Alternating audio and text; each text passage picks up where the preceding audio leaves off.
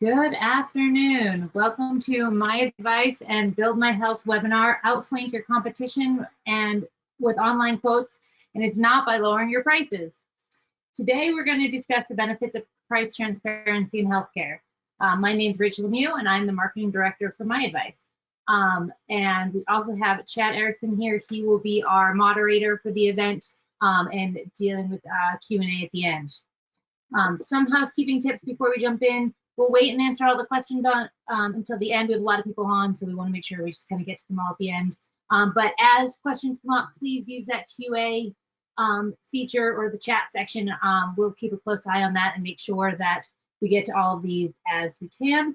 If not, we will get to you after the event. Our presenter today is Dr. Jonathan Kaplan.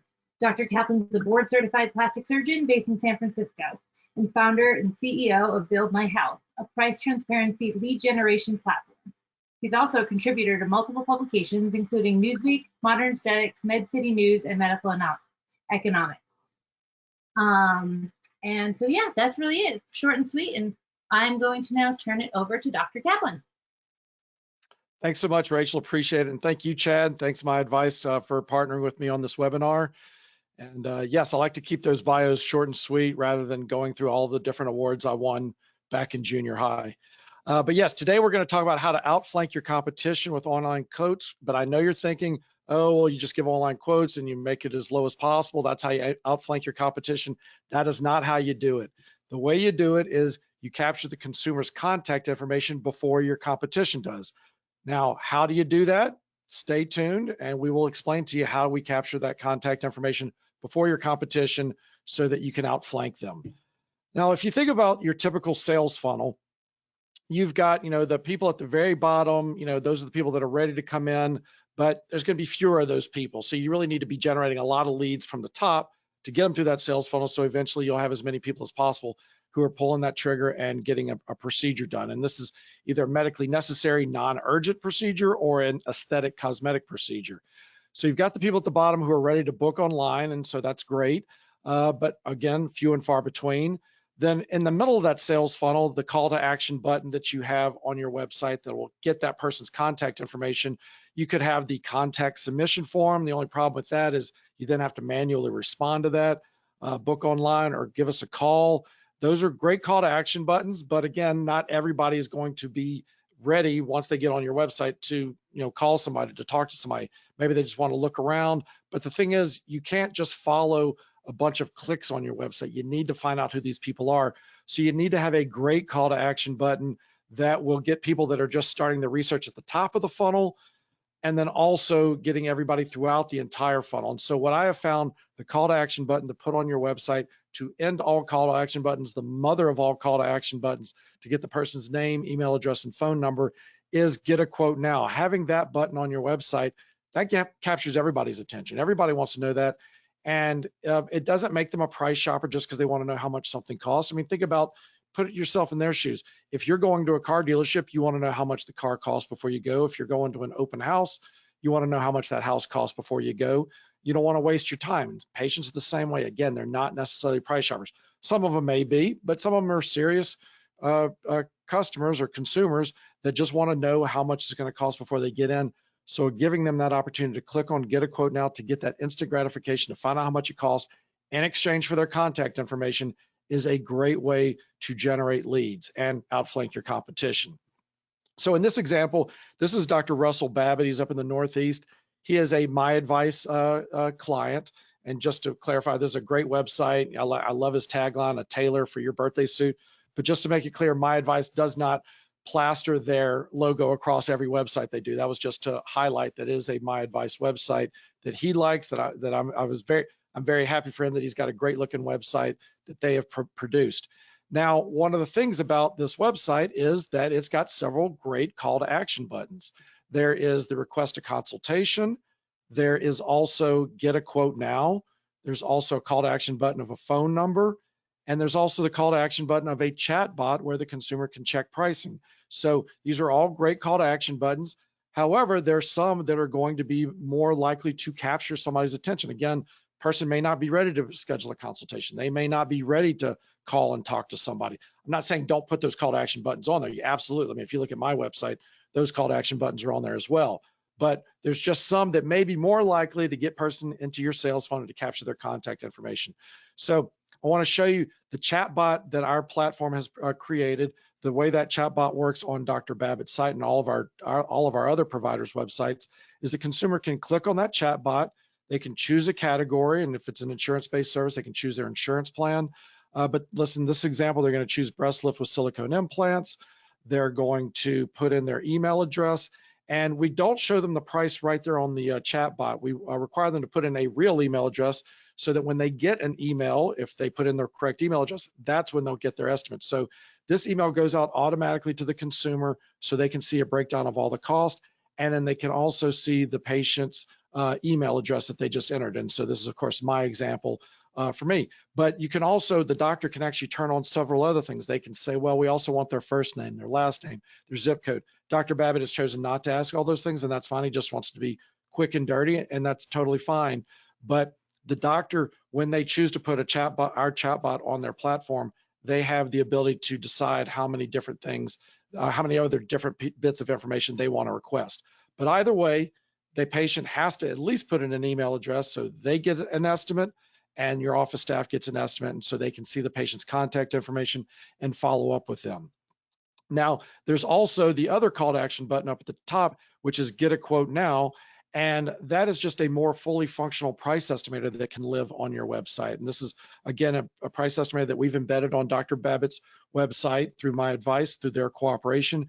And the consumer can choose a different category on the estimator. They can actually type in a CPT code or a keyword to find the different procedures. They can even look at the different filters, kind of making it an Airbnb experience. They can choose multiple categories. Like breast and injectables, and then they'll see all of those different services right there on the page for them to choose from. And if there's videos, you can look at videos for each procedure, before and after photos. But you just add these items to your wish list, like breast reduction, Kybella, 5 vials, and then you go, and when you go ready to check out, we ask a couple more questions just to see how serious you are, how soon you're looking to get these services, and if it's okay for us to follow up with you. And then when they go to check pricing, they have to create an account, put in all their demographic information, or they can just use Google single sign-on, which consumers love. It's very easy to use, or they just log in with their existing account, and then they'll see on the screen, once their email has been verified, a breakdown of all the pricing for that surgical procedure, the OR fees, the total cost. They can then schedule a consultation, even upload pre-consultation photos, and apply for care credit, which brings them directly to Dr. Babbitt's specific care credit page. So when they fill out an application for care credit, he gets that. It's not just some generic application. And of course, another email goes out to both the patient and to the office staff to be able to follow up with the consumer, and the patient has a breakdown of their estimated cost. So again, a really easy way for the consumer to get the information they all want. They all want to know how much something costs, and then they have to put in their contact information to get it. So we're not just like listing a menu of prices on your website. That's not very helpful because you don't generate any leads in the process. So that's how it works. And I understand that people are anxious about providing pricing on their website. They have like multiple different reasons. They're, afraid, oh, well, there's too many variations based on body habitus. But you can have different procedures listed, breast dog and lift, breast dog lift with ideal implants, shaped implants. You can provide, just stratify all those different options for the consumer so that they're more likely to choose the right procedure, or tummy tuck, extended tummy tuck, or mini tummy tuck. The other concern doctors have is that, with all the different insurance plans, how does the patient really determine what their out-of-pocket cost is going to be specific to their insurance and specific to their, out-of-pocket cost, how much they've spent towards their deductible in that calendar year. I'm going to show you how you can use a price estimator to provide the patient with that information as well. There's also the other dogma that online estimates are too inaccurate. I'm going to go over some data of why I think that it is accurate enough to be useful. You can be worried that your competition will see your pricing. Well, that's true. They can go through the price estimator and put in their own email address, and you probably would know who they are. But the alternative is, if you don't have a price estimator on your website, then your competition is going to be calling your office and wasting your front office staff's time asking about pricing. And we already know there's already a ton of patients calling, and other offices calling your office, asking how much things cost, and it just is a huge time suck from your office staff when they could be doing other more productive things. So by allowing the consumer or your competition to check pricing on your price estimator on your website or your chatbot, at least they're doing that in an automated way and not taking any time from your office staff's busy day. The other thing is people worry that they're going to focus on price rather than the doctor-patient relationship. And I understand those concerns, but the thing at the end of the day, if the patient can't afford it, they're not going to get it. If they can't get the financing, they're not going to get the service. So why bring them in for a consultation where they're going to disclose their deepest insecurities and it's going to end in sticker shock? That's not a good experience for either the provider or the patient. So we are just trying to avoid those possibilities here. So next, what I want to talk about is that, the thing is, the customer wants this. They want pricing. So I think there is a way for you to meet them halfway. I don't think the customer's always right, but I do think there is a way for you to meet them halfway and address their concerns, address your concerns about, at least getting something in return, generating a lead. It benefits the practice, and you're going to comply with the No Surprises Act, which I'm going to go into in a second. But the No Surprises Act is a federal law that applies to everybody. I know a lot of people think that if they're in aesthetics, it doesn't apply to them, but it really does. And I'm going to get into that in more detail in just a second. The other benefit of price transparency, and something I alluded to before, is instead of people ending a consultation in sticker shock, we found in this peer-reviewed article that we had published that patients, when they come in and they're price aware, they're 41% more likely to book a procedure than non-price aware patients. So just more patients moving from the exam room to the operating room, less futile consultations ending in sticker shock, and just a waste of time for everybody. Now, as far as the accuracy or inaccuracy of the quotes, this is a study that we did in my practice, and that I want to just highlight a few numbers here. So we found that the average discrepancy between the estimate the patient got online versus the final quote they got once they came in for a consultation, the discrepancy was 12.4%. It's not the end of the world. That's $8,000 procedure. Maybe it was off by $980. Again, not the end of the world.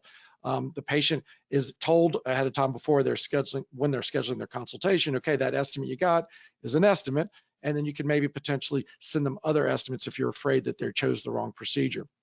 And one of the things, if you look over here, that when patients came in and the ultimate price was higher than what they were expecting, still 59.5% of the patients booked. And if the final estimate was lower than they were expecting, then not surprisingly, a few more people booked, 79.2% of the people booked. But what I want to highlight here is that the odds ratio of 0.8, what does that mean? That means if you take 10 patients who came in whose final cost was lower than they were expecting, if all 10 of them booked, then that odds ratio means that the odds are that 8 patients that came in whose price estimate was actually higher than what they're expecting, they still booked. So it's not a huge discrepancy there. I'm not saying that, when the price was less expensive, 10 people booked, and when the price was more expensive, only 1 person booked. I'm talking about 8 people booked still, even though it was a little more expensive than they were expecting, only 2 off from the patients whose final estimate was less. So just to really highlight that the overview is that even though the price may have been more expensive than what they were expecting based on their previous estimate, it was not deterring all of these patients in droves. 8 of them still booked when even and compared to the 10 that booked when the price was a little lower than they were expecting. So I don't believe that is an estimate that's so unuseful or so inaccurate as to be worthless for your practice. I still think the benefit of giving a patient a good idea of how much it costs, generating a lead in the process, makes online estimates very, very useful. It also has some big benefits when it comes to the No Surprises Act. So I want to go through just some background on this and then explain to you why allowing patients to check pricing online benefits you in the process of complying with the No Surprises Act. And this does apply to all providers. You may be thinking, oh, I'm a med spa, it doesn't apply to me. I just do aesthetics. I don't deal with insurance. I don't send out surprise bills. It doesn't apply to me. Unfortunately, at this point, it does apply to you. And I'm going to go through why it applies to you. But this has been the law of the land since January 1st this past year. So to some extent, we're all non-compliant already. This is not something you can just say, you know what, this is eventually going to come down the road and I'll comply eventually. It really is already the law of the land, as I mentioned. This applies to 2 big categories. First, we're going to talk about it applies to the patients who are not using insurance. You have to provide a patient with a good faith estimate if they are uninsured, or if they have insurance but are choosing not to use their insurance. Like, for example, the MRI is less expensive if they pay cash rather than submit it to insurance. Those patients have to have a good faith estimate if they're choosing not to use their insurance, or they're self-pay. And in this category, the way the law was written, self-pay also includes aesthetics. So you may be wondering, well, do I have to give a good faith estimate for somebody that just comes in for one-off Botox or one-off filler? No, you don't. But if you're offering memberships, subscriptions, things that require repeat sessions, then you do have to provide people with a good faith estimate. So if they're coming in with that Kybella example where they're getting multiple treatments of Kybella, you have to provide them with a good faith estimate that includes them with all of the potential cost of the Kybella for all those sessions. If you are doing a procedure at a surgery center or a hospital and they're paying cash for it, then that means that's going to be a surgeon's fee, an OR fee, an anesthesia fee, maybe lab or pathology fee.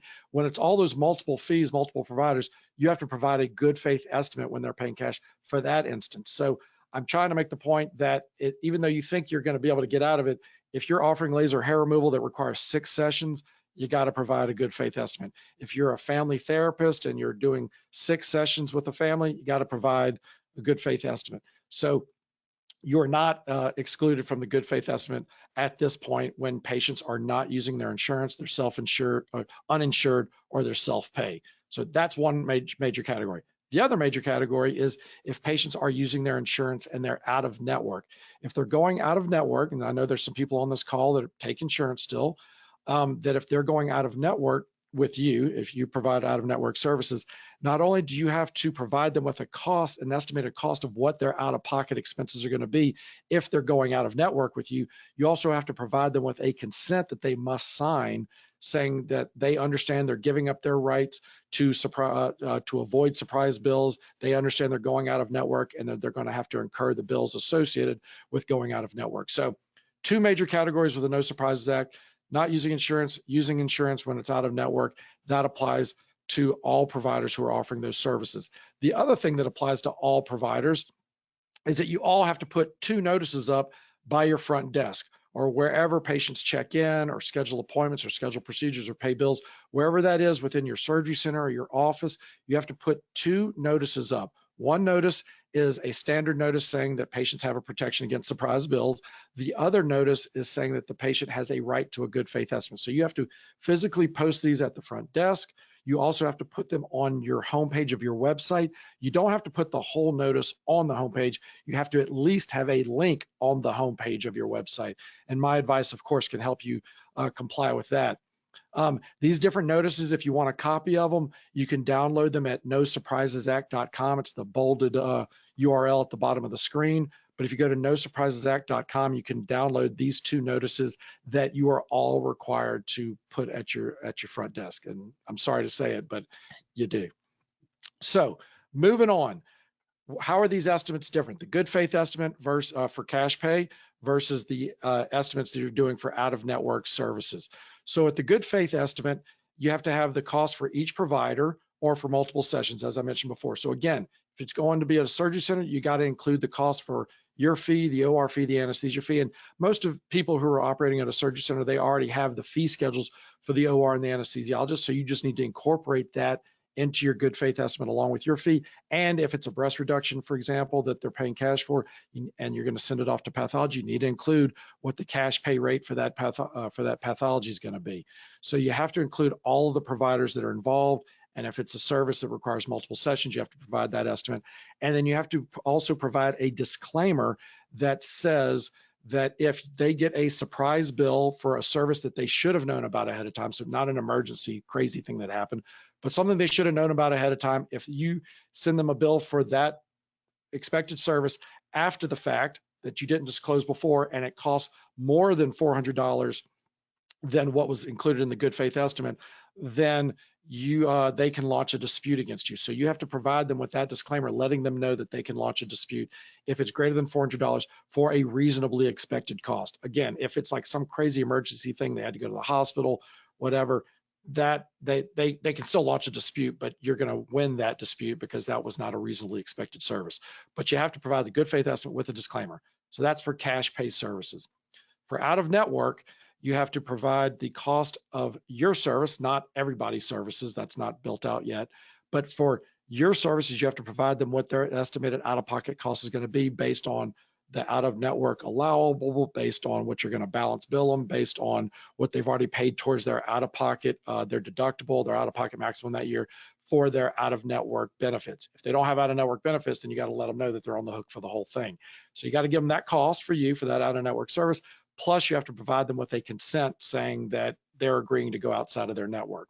So I want to just show you a couple things of how this all ties in to having a price estimator on your website. So in that first example, through the price estimator, the consumer chose, or the fake consumer, me, chose Kybella, which requires multiple sessions, and a breast reduction being done at a surgery center that has multiple providers. So both of those procedures are candidates for the good faith estimate. So when the patient submits that estimate through the price estimator, it shows up on this dashboard that the office staff will have with our platform, the BuildMyHealth platform. This is the dashboard that the office staff sees. So instead of the patient coming in and then after the consultation, you having to create a quote, a good faith estimate from scratch, you can actually take their existing estimate that they already submitted and update. You can switch it to the good faith estimate, which requires a few things. You can determine their marketing channel that brought them in. You have to include the diagnosis code. You can change the order of the procedures. You can update the procedures. Maybe they chose the wrong procedure, but you can create this estimate for them based on their estimate or update the estimate based on their estimate, review it, and then you create a PDF that is No Surprises Act compliant. This is what the federal law requires, is that it's got to have their demographics, the cosmetic diagnosis code, a breakdown of all the procedures, including multiple sessions.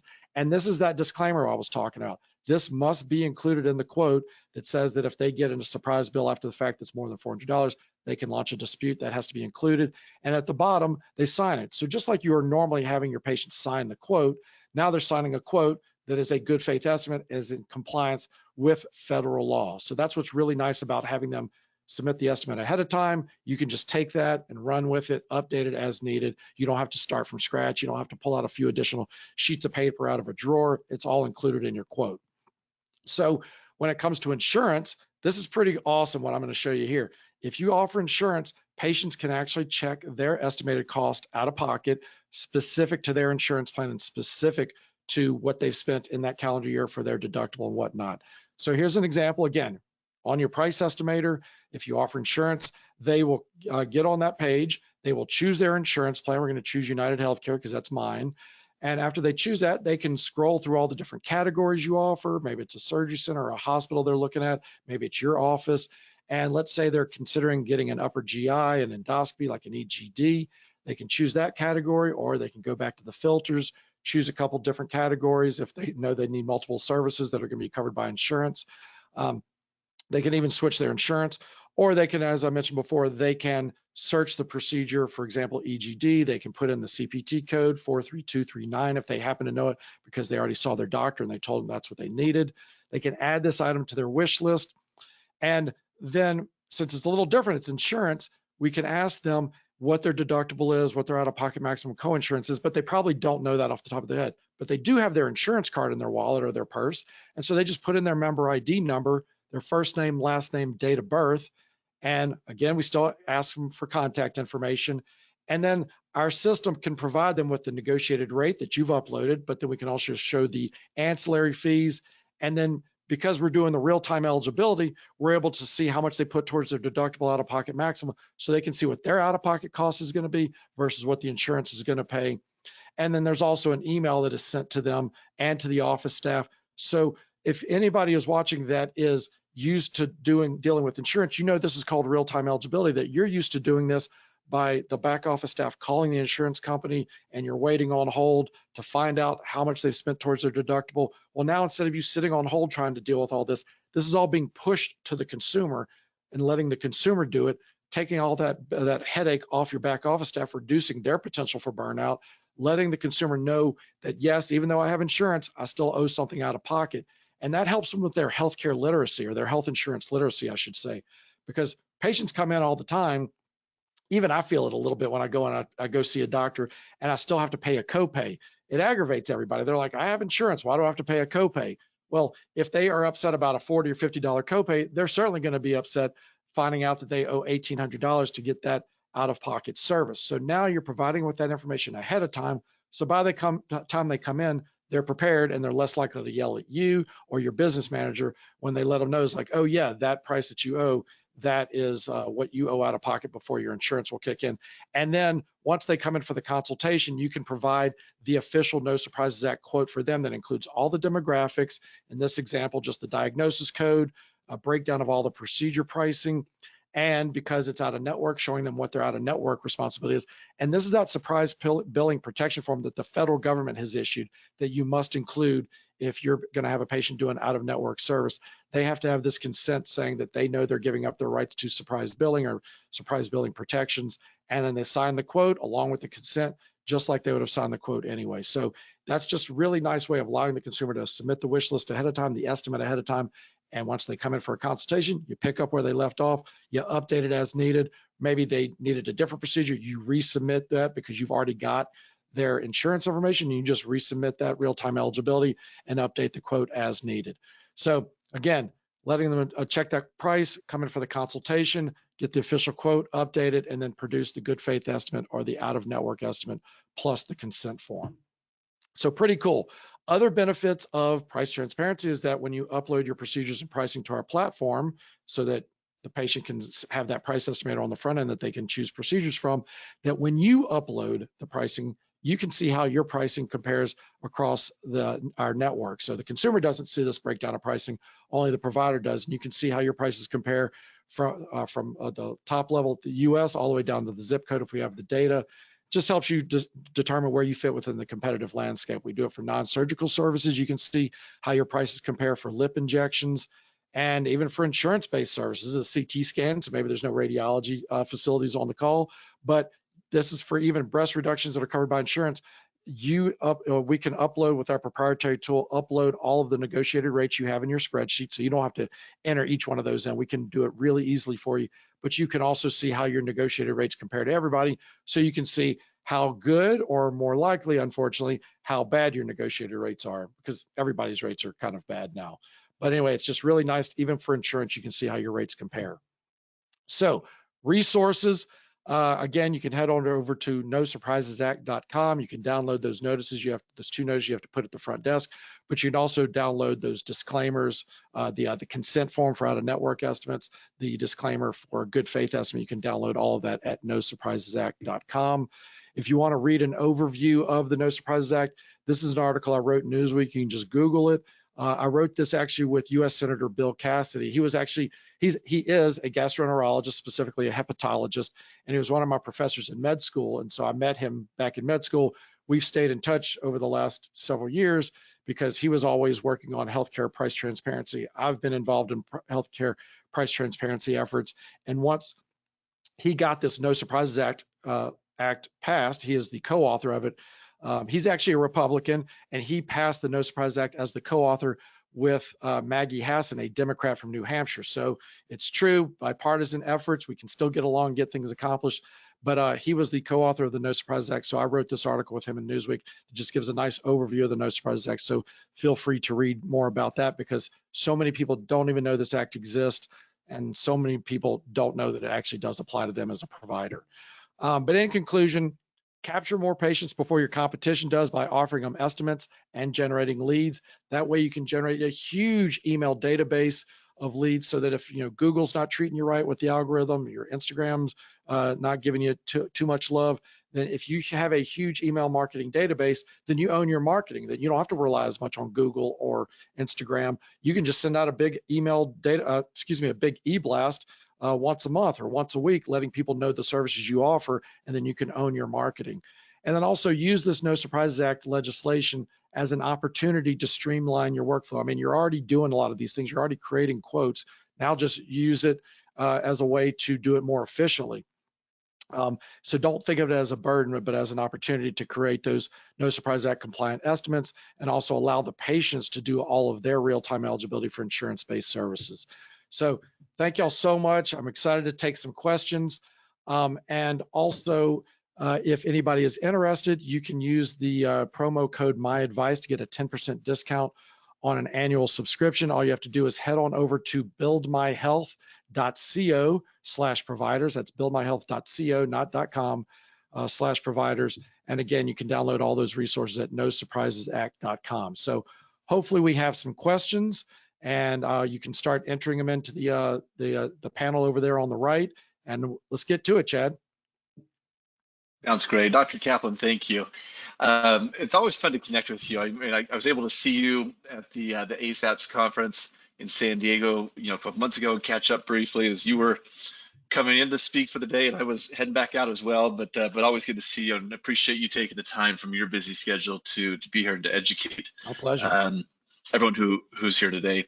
This is such an interesting thing, right? And the price transparency is unique. I've been now in this market and helping consult doctors for well over 20 years.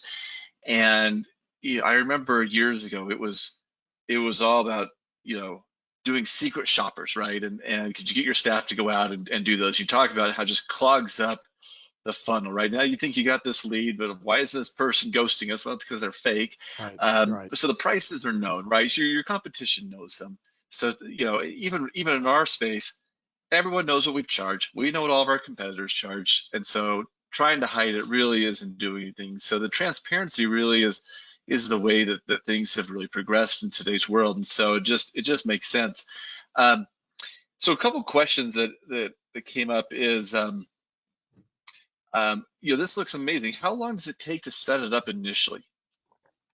Oh, well, actually, people don't believe me, but if we have a web developer like y'all that is cooperative and an office staff that is on it, then they can actually go live with this within 24 hours. So usually what happens is the office staff will either send us an Excel spreadsheet, and we have a proprietary upload tool that we can upload that spreadsheet of all their procedures and prices. And that's actually even more important if it's like an insurance spreadsheet where it shows all the insurance plans, all the CPT codes, and all those rates for each insurance plan. We take that Excel spreadsheet, we upload it, does it within seconds. And so everything's populated in our database, and then you can go in, you can see how your prices compare. And then once you sign up officially and you've put in those procedures, and it's unlimited number of procedures and pricing, you can even choose different locations if you operate in multiple places, if you have multiple providers, we can stratify it all like that. But the point being is after you've uploaded all those procedures, your office will get an automated email. They don't have to wait for us to email it to them. It's an automated email that sends them a line of code. And that is forwarded to your web developer, and the instructions are on that in that email, where the web developer can just upload that one line of code to the website, and the price estimator populates on your website. It's a separate line of code for the chatbot. The only thing we ask the web developer to also do, the best practices, are to add a get a quote now button to the desktop and mobile page, homepage of the website, because you really want that get a quote now call to action button obvious at the top of the page. Because if the consumer doesn't see that, they can't find the price estimator, you're not going to generate any leads. So you want that get a quote now or something similar call to action button at the top of the page on desktop and mobile, maybe even a pricing tab. But this literally can all be done within 24 hours because we make it so easy with this, again, proprietary upload tool where everybody's got these prices in a spreadsheet typically, and or our team can upload it for you, or you can upload it. It's totally up to you. But this truly can go live on your website within 24 hours. That's awesome. And, I've seen a lot of practices increase in their costs right now. Seems like that's across the board. Everyone is dealing with inflation, and that means higher salaries, which means you got to figure out how to pass that along. So if they have to update their pricing, is that something they do on their own, or do they have to contact you? No. This is all, we've built our own content management system. They can log in themselves. Again, they can upload the pricing initially themselves, or if they want to go in and make edits, they can go in, they can edit, they can delete, Perfect. They can increase pricing. But something that's, they can do all that on their own. So it really is easy. They can upload photos, videos, all that is very easy. But something I didn't talk about that this is really cool is that when the patient in the workflow, when the patient submits that estimate, then they come in for a consultation, we go to create their No Surprises Act quote. We actually are tracking which procedures they're booking. We're creating a quote, so we know if we know this person booked a BBL, we know this person booked a breast aug. So our system, if you want to turn it on, it doesn't happen automatically. If you want to turn it on, you can turn on surge pricing. And what that does is that keeps track of whatever procedures are being booked the most. And if you choose to say, okay, for every third time this same procedure is booked, or every fourth time, or every fifth time, whatever it is you choose, every fifth time, for example, that particular procedure is booked, not just an estimate, but actually booked, then the price goes up a certain percentage. You can set that to 2, 3, 4, 5%. So we have that for all of our surgical procedures that, yes, you can go and you can increase the price if you want, but instead of you haphazardly and intermittently increasing pricing because of inflation, you can set up surge pricing so your prices automatically go up consistently year round, methodically go up based on whatever trigger you've decided on and whatever percent amount. So I think for Brazilian butt lifts, I think every time a fourth person books a Brazilian butt lift, the price goes up by 3%. So if 4 people book in a week, the price goes up after a week. If 4 people book in a month, the price goes up after a month. But it never goes down. It only goes up or stays the same. That's brilliant. And so if I Uber and love Lyft can have surge pricing, why can't we? Yeah, absolutely. I think it makes sense. One of the things you said during your presentation that I found really, really important is that a practice could view this as really a burden, right? Wow, this is federal government's getting too involved. They're overstepping, blah blah blah, whatever. But the reality is that you framed this really as an opportunity. If I'm thinking about it, I take a step back and I don't think about I've got to do one extra step now in price transparency, but I see it as, wow, I'm actually going to save myself a lot of time and effort, and this tool is going to make it my process in my office better and save me time. That seems like a no-brainer, right? And that's where I think I hope our audience heard that as well. Recognizing that technology that's coming out today is all about helping you simplify. We recognize that hiring and retaining employees is tough today. So if you can automate various aspects of the business or make the burden that's on the shoulders of your staff easier, why wouldn't you do it? Because at the end of the day, right, the cost to replace somebody is exponentially higher, and train them up. And so if you can just make their life easier and take a burden away from them, you're gonna be a lot better off down the road. I mean, just one of the other a few examples I mentioned is that if people are calling asking about pricing, you can offload that to the price estimator. Now, if they do call and ask and they didn't already check pricing on the website, I wouldn't say, oh, go just check pricing on our website. That's not good customer service. But through that dashboard that I was showing, that if somebody calls asking about pricing, our office staff can submit a wish list on their behalf while they're on the call. So instead of saying, oh, you got to come in for a consultation before we give you a price, or spending 10, 15 minutes going over all the pricing information, just say, oh, no problem. We'll send you an estimate right now. What's your email address? Oh, I don't want to give you an email address. Oh, well, our system does it automatically where we send you an estimate, but it requires an email address. So it's the system. It's not really us. Oh, okay, if it's the system, I'll do it. And if you blame it on the system, they'll do it.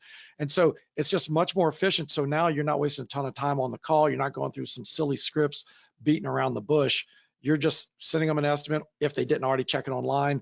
But then the other things that are automated is that you're gonna have to create a quote from somebody for somebody that comes in for a consultation anyway. Why not have the quote sort of already sitting there based on the estimate that the person already submitted? You can just work from that. Why take the sheets of paper out of the drawer to add on those new requirements of the No Surprises Act? It's already included in the quote. Why call the insurance company to find out how much this person's put towards their deductible? They already did it on the front end. I mean, those are just all the examples that you're talking about, that you're doing these things anyway. Why not do it more efficiently? That makes perfect sense to me. The penalties for not following this. So, and I bring that up because I'm well aware of some of the legal trappings that have been happening recently with doctors that are not ADA compliant on their website. And there's some lawyers going after some of those. But in this case, outside of the above $400, right, where they could dispute something, is there a penalty as well that can be levied? If so, what is that? So it's pretty hefty. If you are found guilty of violating the No Surprises Act and being found guilty can come in many different ways, but it's $10,000. That's the short answer, is the violation of the No Surprise Act is $10,000. So if you bill somebody out of network, if it's insurance, you bill them out of network, but you didn't get a consent form, that's a violation of the penalty for, because you have to get permission. The other thing to clarify is that sending somebody a bill after the fact is not illegal. It's sending somebody a surprise bill after the fact is illegal. So all we're saying is provide pricing information up front. That way, whatever bill you send after the fact is not illegal. So perfect example, like say a tummy tuck. Some people will say, oh, well, I'd do a 2-hour tummy tuck, but sometimes it takes 3 hours. So give the patient the good faith estimate of a 3-hour tummy tuck. And if you choose to only take the money for the 2 hours, that's on you. And then if it does end up taking 3 hours and you send them a bill for the balance, you told them about that 3-hour possibility with the good faith estimate. So you sent them a bill, even if it's over $400, that's not a violation because you told them about it ahead of time. It's just the surprise bills that's the issue. Now, going back to the good faith estimate, what I said is that it's got to include reasonably expected costs. So the OR fee, the anesthesia fee, your fee, those are reasonably expected.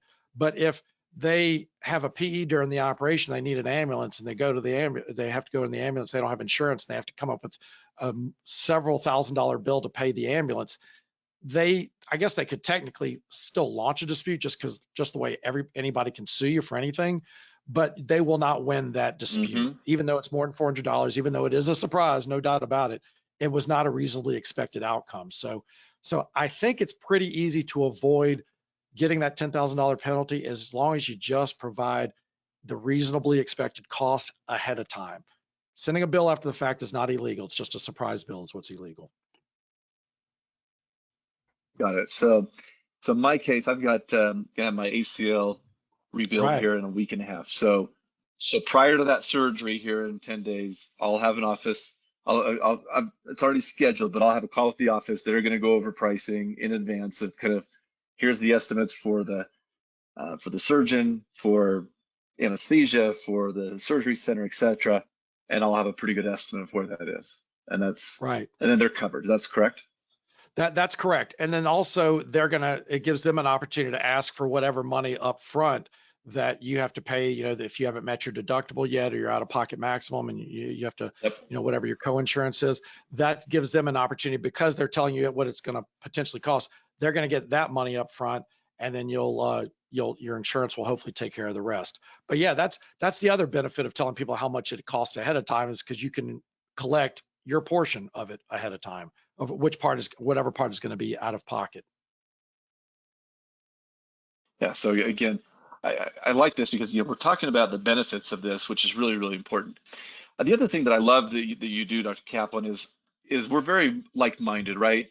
The idea of the marketing that we do is very much aligned with what you're talking about. We're all about top of the funnel. Everything we do is all about making the phone ring, getting a lead into the system, and that's where we're really good at doing that. One of the things that, and you'll understand this and be able to talk about this more than I am because you're there and you live this all the time, but it's a principle that our friend, because we've spoken together and been on faculty with him, as Jay Shore talks about, that the most important person in the office is that person of first impressions. So maybe talk about that for a minute, of the response to those emails, how quickly they need to get on top of that, phone calls coming in, and making sure that first impression is up and really solid. To make sure that you're hitting that 0.8 number, right? Because you've weeded out some of the other ones, and the reason you're able to close that high rate is because you're responding. Correct. And so first off, it is definitely from a patient satisfaction standpoint. I mean, any of the 5-star reviews I have on Yelp or Google are patients, they always mention the fact that they were able to check pricing on our website. That's one of the things they include. So patients really do want this, but we should do it on our terms so we generate a lead in the process. So as far as how quickly we call them back, so keep in mind, they always say you should call people back within a couple minutes. But the way I look at it, I look at it a couple different ways, is that you might not have to call them back as fast with this because they got the information they wanted. They were wanted to know cost. And so they got that information immediately. So to some extent, you've already satisfied that 2-minute time limit because they got that information immediately. And then the other thing we do is, you might have seen it during the demo, is that we ask them if we can follow up with them. And so some patients will say, absolutely, I want to talk to somebody, or okay, I have a few more questions, or no, I was just checking pricing. That's another big patient satisfier, is that we know ahead of time that we shouldn't call this person back. It's just going to irritate them. And so that helps weed out some of the people that were just checking pricing. Whereas the people that say okay or absolutely, we definitely call them back within a couple minutes. But I guess my point is that it could be 5 minutes and it would probably be okay, because they actually did already get the pricing information they wanted. The other thing is that within the email or that final pricing page that they see, they have the opportunity to book a consultation, to upload pre-consultation photos, to fill out pre-consultation paperwork, and to also get financing. So we're actually pushing a lot of things online for them to try. And so some of the things that maybe you would do if you called and followed up with them, we're trying to get the patient to do a lot of those things on their own, so that by the time they come in, they've already filled out the paperwork, they've already got finance, they already have a good idea of the cost. And even if they have fit, once they come in, they really need something that's about $3,000 or $4,000 more, well, at least they got partway there with the financing they already applied for. So yeah, we do call them back quickly, but we have the luxury of knowing who doesn't want us to call them back at all or quickly. And no matter what, they're being added to our email marketing database. So whatever, MailChimp, MyEmma, Constant Contact, whatever email marketing platform you use, we automatically sync to that. So you are just passively building a huge email marketing database no matter what. That's awesome. Well, you've built an amazing tool, and thank you. Again, the fact that you can automate so much of this and really make their life easier for each of these practices is huge. So thank you, and thank you again for taking the time to be here with us today. I asked Dr. Kaplan to leave the information up here. You, again, go download that information. If you do choose to sign up with them, which I strongly encourage you to do, use the promo code MyAdvice, get that 10% off of your annual subscription with BuildMyHealth, and feel free to ask Dr. Kaplan any questions. Yeah. I'm sorry to interrupt you. I apologize. I just realized we're talking about price transparency. We haven't told anybody how much this costs. It's a little unfair. Go for it. What are you getting 10% off of? Okay, so if you're a solo practitioner, the whole platform, including the price estimator and the chatbot, is $2,999 per year for a solo provider. If there's multiple providers with different fee schedules, then there is an additional 50% cost for each additional provider.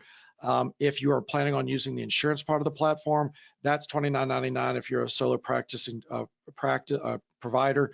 But each time the patient checks their insurance with that real-time eligibility tool to see how much they would owe out of pocket based on their deductible and all that good stuff, each time they do that, that's an additional 25 cents. It costs us money, so that's why we pass on those costs. If they're just checking cash rates, there's no additional per estimate cost. It's just that flat $29.99.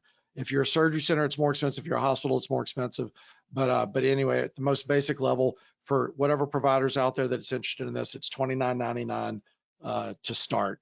And that could theoretically be the total cost for the whole year if you don't have additional providers and all those other things. So there we go. We've kept our part of the bargain for price transparency. So there you go.